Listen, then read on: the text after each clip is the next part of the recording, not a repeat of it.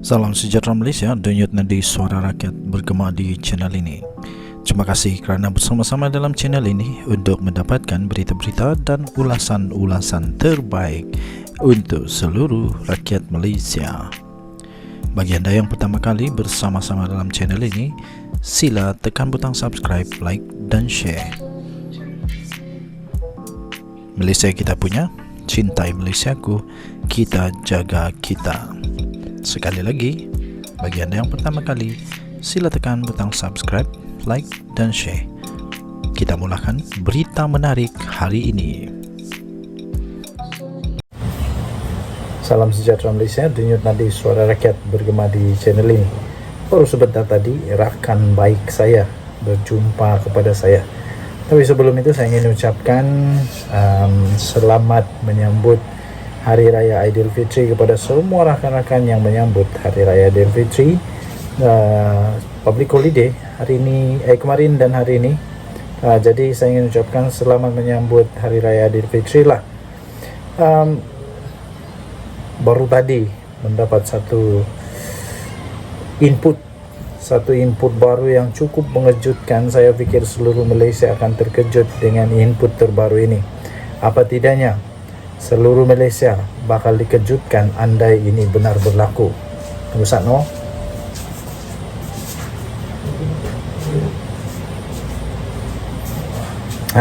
Input terbaru baru kita terima. Memang mengejutkan seluruh dunia jika benda ini benar berlaku. Tapi tidak mudah akan berlaku pertama. Kedua, benda ini hampir mustahil boleh berlaku. Input ini mengejutkan seluruh Malaysia, malah akan boleh mengucar-kacirkan politik Malaysia pastinya sekiranya benar berlaku. Input ini memang sungguh mengejutkan. Input yang baru kita dapat adalah input pertanyaan daripada seorang rakan. Bagaimana sekiranya bekas Perdana Menteri Tun Mahathir Mohamad masuk PKR? Saya terus gelak. Saya gelak ketawa dan saya tak percaya rakan saya boleh tanya soalan yang begitu merapu. Benda tu tak logik langsung, tapi tak mustahil. Masihkah anda ingat betapa tak ngamnya? Sungguh tidak bengam. Sungguh susah juga lah mau cakap permusuhan. Tapi ya mungkin betul juga ada permusuhan di antara Mahathir dan Anwar. Tapi yang saya nampak bukan Anwar yang bermusuh, tapi Mahathir yang memang seolah-olah tak boleh terima Mahathir. Saya pun tidak tahu kenapa. Tapi tidak mungkin Mahathir mau masuk PKR, tapi tidak mustahil. Sedangkan begitu sudah teruk mereka boleh bermusuhan berpuluh tahun, lebih 24 tahun je. Lebih 20 tahun mereka bermusuhan, bergaduh, tiba-tiba boleh berkawan dan persyarikatan itu, persahabatan itu telah pun menyebabkan UMNO, Barisan Nasional yang gah berpuluh tahun memerintah negara Malaysia akhirnya tumbang. Jadi tidak mustahil untuk Mahathir masuk PKR, tapi hampir mustahil.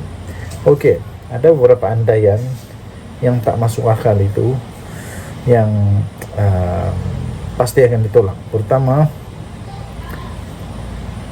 Akarum di PKR sendiri akan menolak Mahathir. Kedua, Mahathir bikin apa lagi? Sebenarnya Mahathir sudah tidak ada guna lagi, sudah tidak relevan lagi dalam politik Malaysia sekarang. Politik moden negara Malaysia sekarang, Mahathir sudah tidak lagi relevan.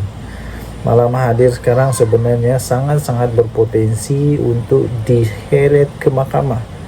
Pertama kerana RCI untuk Pulau Batu Putih yang sekarang ini sudah masuk ke peringkat siasatan diraja.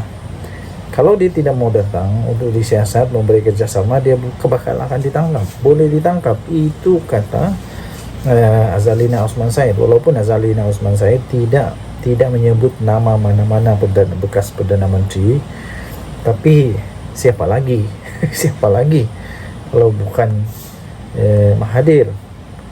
Sebab waktu dia jadi Perdana Menteri ketika itulah Pulau Batu Putih punya rayuan itu ditarik balik. Pertama itu ahli PKR tak akan terima Mahathir. Kedua, bikin apa orang yang sudah tua, yang sudah expired date ini, sudah limpas pun expired date dia, bikin apa lagi mau dia. Lebih baik cari orang yang lebih muda. Ketiga, Mahathir sudah terlalu tua, dia tidak boleh buat apa-apa lagi dah.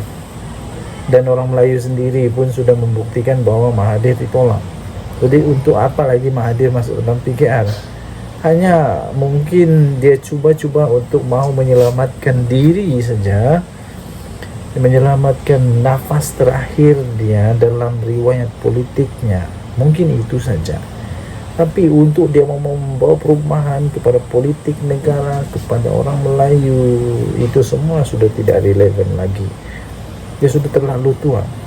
Fikiran dia tidak lagi boleh kemana. Dibuktikan dengan dia kalah teruk. Buat pertama kalinya bekas Perdana Menteri kalah teruk, langsung tidak dapat dia punya deposit pun. Amat memalukan. Malah bukan sahaja dia kalah teruk, parti dia semua calon-calon daripada Pejuang, sama ada calon itu hebat ke tak hebat ke atau sebagainya, tapi semua kalah teruk, termasuk Mukris. Kenapa? Ada kemungkinan juga karena ada kelibat yang namanya Tun Mahathir di dalam parti itu, yang ditolak bulat-bulat, ditolak mentah-mentah oleh orang Melayu. Jadi kerana itu, untuk nak kata dia ada power lagi, dia ada relevansi dia lagi, dia ada ada aura lagi untuk memikat orang Melayu, sudah tidak ada lagi lah. Jadi saya simpulkan saja, pendek saja, Mahathir boleh memohon untuk masuk PKR kalau dia betul-betul mau. Dia bolehlah tulis surat kah, tulis isi borang kah, isilah 100 kah, 200 borang kah, 1000 borang kah, isilah berapa banyak borang pun, tapi Mahathir tetap tidak akan diterima oleh ahli PKR. Saya pikir begitulah. Kalau dia diterima pun untuk jadi ahli PKR, masuk PKR, tapi dia hanya jadi ahli biasa aja lah. Tak lama lagi mungkin, ya baguslah kalau Mahathir boleh hidup 10 tahun lagi. Tapi ya dia boleh, tapi pasti akan ditolak oleh PKR. Jadi bagi saya, tak payahlah nak fikir Mahathir masuk PKR. Tidak ada pun faedah untuk dia masuk PKR, dan dua-dua pihak lah tidak ada faedah. Mahathir masuk PKR pun tidak ada faedah, PKR dapat Mahathir pun tidak ada faedah. Jadi dua-dua tidak ada faedah. Kesimpulannya, Mahathir tak payahlah masuk mana-mana ahli parti lagi lah. Lebih baik Mahathir tumpukanlah kepada amal ibadah dia terakhir nih, dan nak sampai kena panggil oleh Tuhan ini, baguslah buatlah amal ibadah, supaya ada bekalan untuk di hari yang akan datang. Denyut Nadi Suara Rakyat bergema di channel ini. Jangan lupa tekan butang subscribe, like dan share. Bye-bye. Salam sejahtera Malaysia. Berita harga ayam naik 6 kali sebulan saja. Masa Perikatan Nasional Merintah dulu tiba-tiba muncul semula dan menarik perhatian seluruh rakyat Malaysia. Tahukah anda, tuan-tuan dan puan-puan, tahukah anda bahawa harga ayam naik 6 kali sebulan, dalam masa sebulan, 6 kali sebulan masa Perikatan Nasional dulu. Itu dibangkitkan semula di media sosial dan menarik perhatian ramai manusia Malaysia. Ini daripada harapandaily.com 5 April 2024. Berita harga ayam naik 6 kali sebulan masa PN tarik perhatian, itu tajuk dia. Alhamdulillah, kini dah berubah. Bekalan ayam mencukupi dan harga makin murah berbanding tahun zaman Perikatan Nasional. itu pembuka bicara kata-kata seorang pengguna laman sosial Facebook yang dikenali sebagai Abu Musa berkaitan dengan isu harga barang, harga ayam secara spesifik.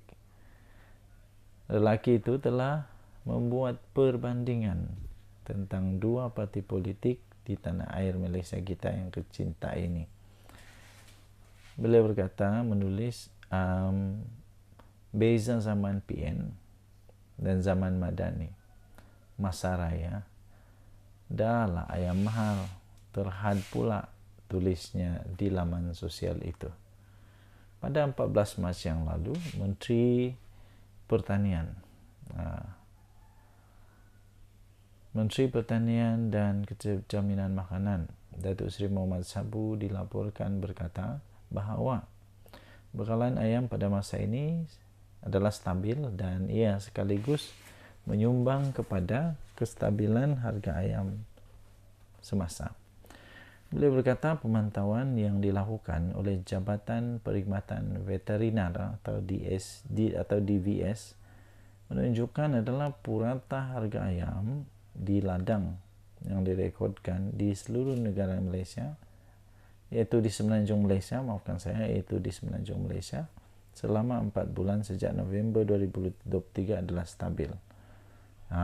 Jadi ada satu berita itu yang maksud saya dibangkitkan semula, diungkit semula adalah dengan satu attachment. Ini dia, harga ayam naik 6 kali bulan ini, itu 16 April 2021.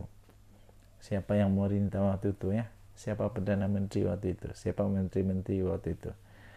Daripada bhnews@bh.com.my, ditulis oleh Balkis Zamia Zahari, 16 April 2021, yang mana tajuknya harga ayam naik 6 kali bulan ini.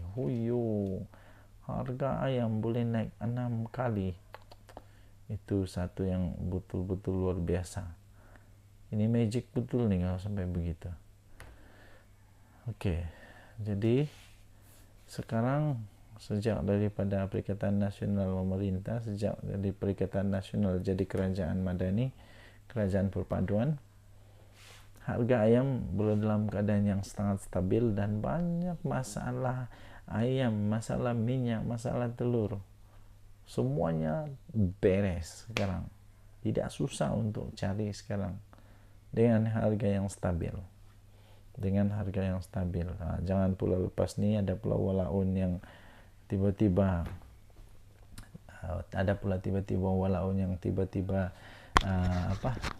dia bagi tahu di media sosial kononnya harga mahal lah itulah, tapi nanti kantoi rupa-rupanya harga yang dia kata mahal itu dia beli yang premium. Memanglah premium, harga pun premium lah.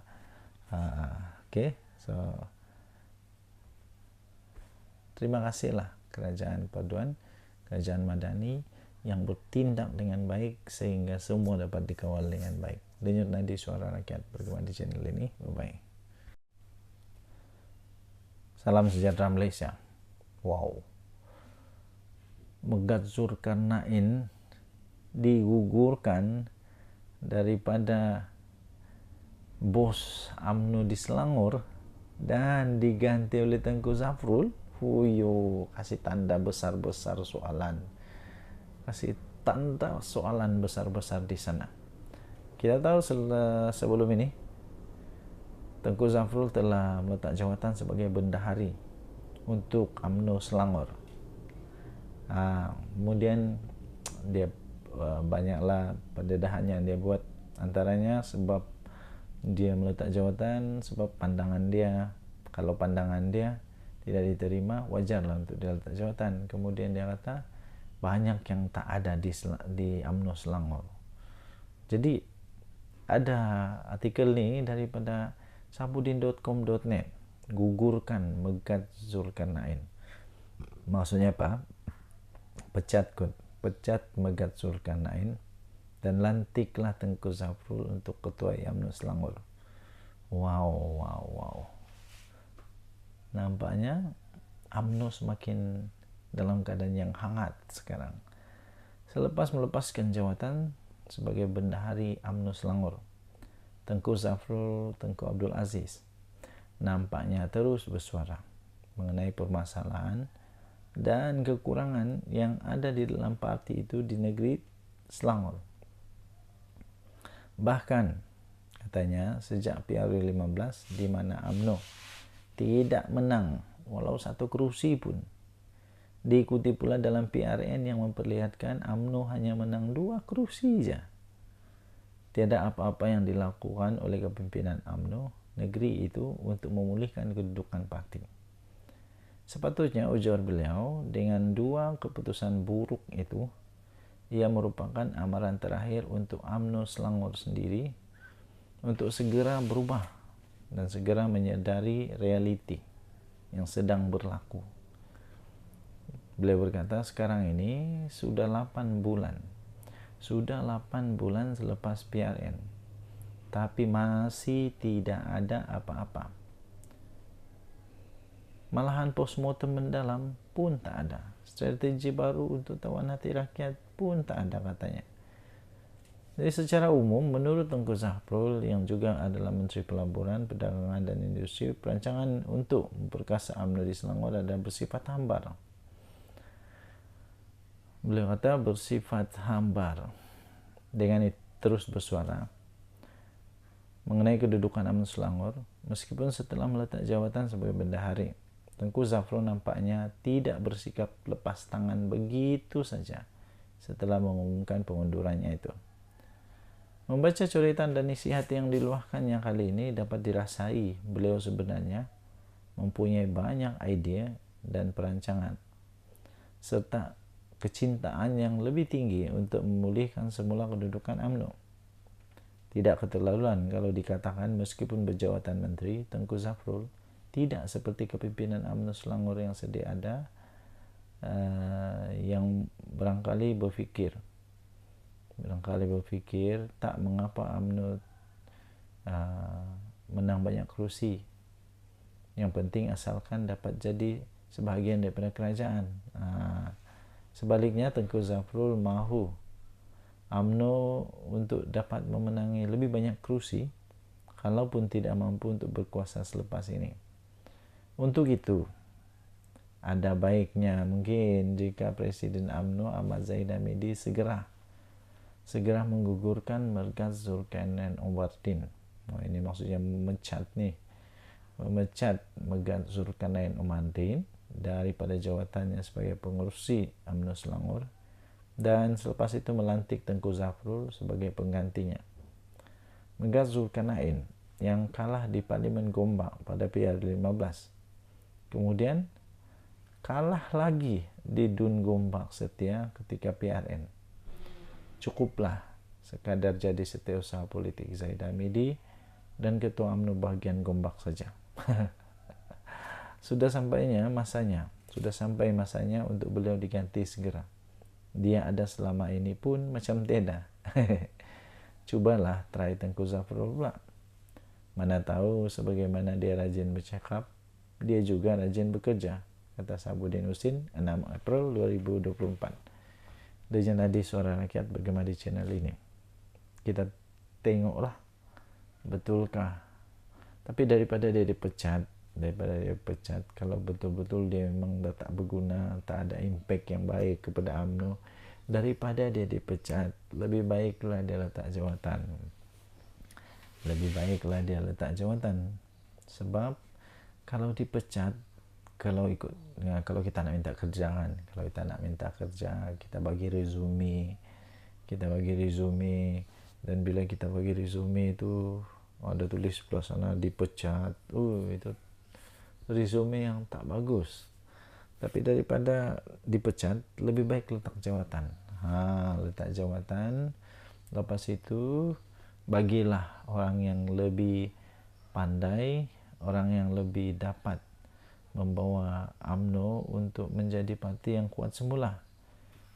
Kalau memang betul Mergaz Zulkarnain tak boleh lagi bertanggungjawab, tak boleh lagi memberi idea, tak ada impact yang bagus lagi untuk perkembangan UMNO untuk menjadi parti yang dihormati semula seperti dulu.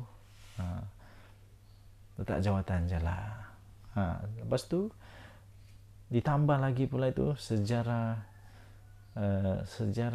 Megat Zulkarnain sendiri. Di parlimen pun dia kalah, pilihan raya parlimen dia kalah. Lepas tu pilihan raya apa lagi? Pilihan raya PRN tu untuk untuk DUN pun kalah juga. Jadi itu maksudnya dia pun memang kalah lah. Memang kalah. Cuma saja mungkin kerana dia orang yang paling berpengalaman, orang lama di dalam UMNO Selangor, tahu selok belok. Mungkin dia juga kerana rapat dengan Zahid Hamidi, jadi mungkin itu mempengaruhi bahawa dia untuk dilantik menjadi ketua UMNO di Selangor, ya. Tapi kalau memang semua itu sudah ditolak ataupun semuanya tidak lagi berjalan seperti sepatutnya, baguslah, betul lah, baguslah untuk dia letak jawatan je lah. Jangan dipecat, jangan sampai dipecat tu bikin malu. Tapi kalau letak jawatan tu biasalah kan, letak jawatan cari kerja yang lain. Tapi kalau dipecat tu mesti ada sesuatu yang buruk lah. Jadi sebelum Zahid Hamidi dipecat, kalau memang betul tak payah pecat, nasihatkan supaya beliau letak jawatan. Itu lebih afdal, lebih elok lah agaknya. Denyut nadi suara rakyat bergema di channel ini. Jangan lupa tekan butang subscribe, like dan share. Malaysia kita punya, cinta Malaysia aku, kita jaga kita. Bye bye. Salam sejahtera Malaysia. Pilihan raya kecil PRK Kuala Kubu Baru menjadi berita yang hangat sekarang ini di Malaysia. Menjadi satu bualan sekarang ini yang cukup besar di media-media sosial, terutamanya media sosial yang ingin melihat apakah bakal terjadi di PRK Kuala Kubu Baru ini. Soalan yang paling penting, soalan yang pasti penting, menarik perhatian dan ditunggu-tunggu ialah siapakah calon yang akan ditandingkan di sana. Ya, siapakah calon PRK untuk Kuala Kubu Baru? Pakatan Harapan akhirnya mengumumkan berkenaan dengan calon daripada Pakatan Harapan. Pakatan Harapan akan bermusyawarat esok, yaitu hari ini 7 April, untuk memuktamadkan calon. Pakatan Harapan bermusyawarat hari ini 7 hari bulan April 2024 untuk memuktamadkan pemilihan calon pada pilihan raya negeri atau pilihan raya kecil untuk Dewan Undangan Negeri DUN Kuala Kubu Baru Negeri Selangor 11 Mei depan. Timbalan Pengerusi Kebangsaan untuk DAP Gobind Singh Dio berkata dalam mesyuarat kepimpinan tertinggi Pakatan Harapan di Shah Alam tengah hari itu, beberapa nama akan dikemukakan untuk penilaian, termasuklah daripada sayap wanita. Wow, adakah kita akan melihat calon daripada Pakatan Harapan adalah seorang wanita? Tiada yang mustahil, ya tuan-tuan dan puan-puan. Ya, tiada yang mustahil, sebab kita percaya sekarang kita mesti ada gender punya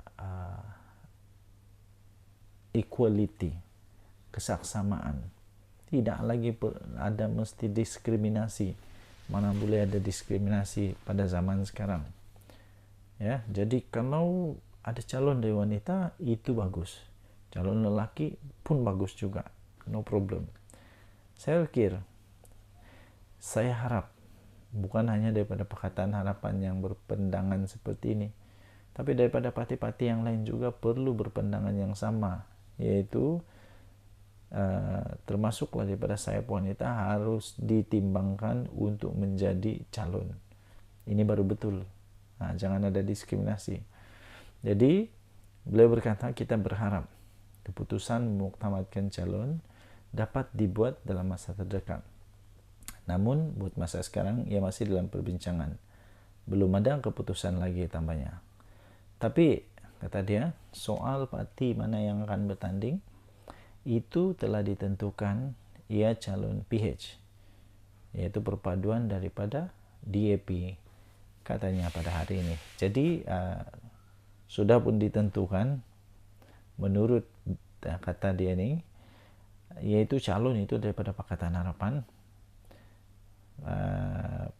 calon daripada Pakatan Harapan perpaduan, maksudnya daripada kerajaan ialah daripada DAP, katanya hari ini. Jadi daripada DAP, bukan daripada PKR, mungkin bukan daripada Barisan Nasional, bukan, tapi daripada DAP, dan mungkin bukan juga daripada Amanah, tapi dari DAP. Pengurusi DAP Selangor itu berkata demikian kepada media selepas program ikhlas MYNIC Sinari Ramadan Raikan Syawal di Damansara, Selangor. Seramai 48 individu daripada 12 keluarga asnaf telah dibawa untuk membeli barangan persiapan Aidilfitri masing-masing. Suruhanjaya Pilihan Raya Malaysia Suruhanjaya Pilihan Raya SPR menetapkan tarikh penamaan calon dan pengundian awal untuk PRK berkenaan masing-masing pada 27 April pada Sabtu dan 7 Mei pada Selasa. Kerusi Dun Kuala Kubu Baru telah menjadi kosong susulan daripada kematian penyandangnya, iaitu Lee Ki Hiong, 58 tahun pada 21 Mac yang lalu. Mendiang yang telah menjadi ahli Dewan Undangan Negeri Adun Kuala Kubu Selangor, Kuala Kubu Baru di bawah Parlimen Hulu Selangor sejak tahun 2013 lagi, telah meninggal dunia selepas bergelut dengan melawan kanser sejak beberapa tahun yang lalu. PRK Kuala Kubu Baru adalah PRK ke-7 selepas pilihan raya umum PRU ke-15 pada 2022 yang lalu. Daftar pemilih pilihan raya bagi PRK Kuala Kubu Baru itu adalah sebanyak 40.226 orang, yang terdiri daripada 39.362 pengundi biasa, 625 anggota polis, dan 238 anggota tentera. Wow, ini hampir 1,000 orang daripada anggota polis dan tentera. Ramai. Dan pasangan serta seorang pengundi tidak hadir luar negara. Pertama yang menarik perhatian saya ialah anggota polis dan anggota tentera yang hampir 1,000 orang. Ini boleh menentukan kemenangan. Ini boleh menentukan kemenangan ini. Sebab pilihan raya yang lalu ada menang sampai 100 undi je tau. Ini 1,000 banyak nih. Hampir 1,000. Okey, jadi ada beberapa artikel yang saya baca menyatakan bahawa pembangkang Perikatan Nasional yakin mahu boleh rampas Kuala Kubu Baru ini. Tapi betulkah dorang berkemampuan? Betulkah dorang ada kemampuan? Dan ini akan menjadi, mungkin boleh menjadi satu titik tanda kekuatan PH perpaduan ini, kerajaan perpaduan. Dan ini juga akan menjadi titik tanda sekuat mana lagikah Pakatan Harapan di Selangor, terutamanya DAP di Selangor. Sebab kalau saya tidak silap, penyandang dari dulu ini yang telah meninggal dunia ini daripada DAP. Jadi nanti kita akan tengok, kalaupun menang, berapa lagi tinggal dia punya majority. Kalau majority semakin meningkat, maksudnya makin diterima. Kalau makin kurang, tahulah apa dia punya maksud. Tapi kalau kalah, lagilah banyak maksud yang perlu untuk difahami. Apa-apapun kita tengoklah nanti siapakah calonnya, dan kita tengok nanti apakah keputusannya. Denyut Nadi Suara Rakyat bergema di channel ini. Bye bye.